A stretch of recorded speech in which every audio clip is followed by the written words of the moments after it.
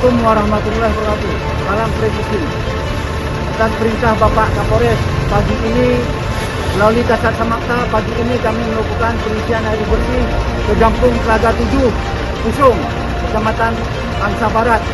Semoga air bersih ini dapat digunakan dan bermanfaat bagi masyarakat. Terima kasih.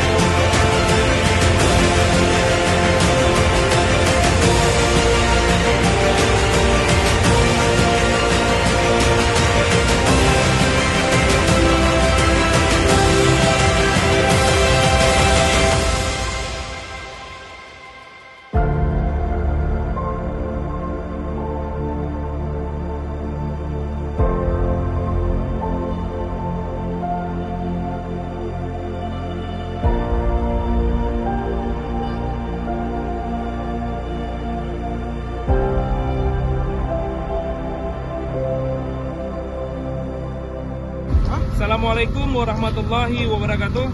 Saya Gesik Kampung Telaga 7 mengucapkan banyak terima kasih kepada Polres Sangsa yang telah respon kepada masyarakat Kampung Telaga 7 disebabkan banyaknya keluhan masyarakat atas keterbatasan air bersih di Kampung Telaga 7. Dan semoga kegiatan ini dapat berlanjut setiap bulannya. Polres Sangsa Jaya!